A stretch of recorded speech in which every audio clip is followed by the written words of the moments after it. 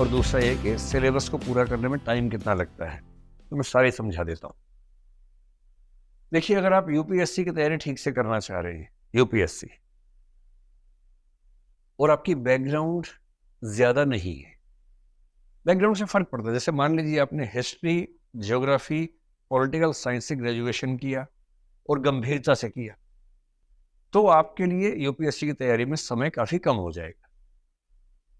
पर यदि आपने ग्रेजुएशन गंभीरता से नहीं किया हुआ है, मौज में किया हुआ है, जैसे अमूमन हम लोग करते हैं, या किसी एक सुपर स्पेशलाइजेशन वाली स्पेसिफिक ब्रांच में किया है, जैसे मान लीजिए आपने बीटेक किया और बीटेक भी ऐसी चीज में किया, कंप्यूटर साइंस में, जो यूपीएससी में है ही नहीं ऑप्शन, तो बीटेक कंप्यूटर साइंस आपकी यूपीएससी की तैयारी में सीधे फायदा नहीं करती है, नहीं के बराबर फायदा है। तो अगर आपकी बैकग्राउंड नहीं के बराबर मान ली जाए, तो यूपीएससी का सिलेबस एक बार ठीक से तैयार करने में 1.5 से 2 साल लग जाते हैं, अगर जीरो से हम शुरू करते हैं तो। 1.5 से 2 साल इसलिए कि ऑप्शनल की तैयारी में कुछ महीने लगते हैं, फिर एसए है, पूरा जीएस है, पूरा सीसेट है। अगर आप इंजीनियर हैं और आपका गणित बहुत अच्छा है, तो सीसेट में आपके 2-3 महीने बच जाएंगे, और गणित में भी डब्बा गोल है तो 3 महीने और एक्स्ट्रा हो जाएंगे, सीधी सी बात। तो 1.5 साल से 2 साल चाहिए फर्स्ट राउंड ऑफ प्रिपरेशन के लिए। उसके बाद आपकी रिविजन प्रैक्टिस, जिसमें 6 महीने मेरे ख्याल से कम चाहिए। तो जिस साल आप तैयारी शुरू करेंगे, उसके 2 साल बाद का जो अटेम्प्ट है आप वो दे सकते हैं, क्योंकि आपको उस अटेम्प्ट के दौरान भी 6 महीने मिले जाएंगे।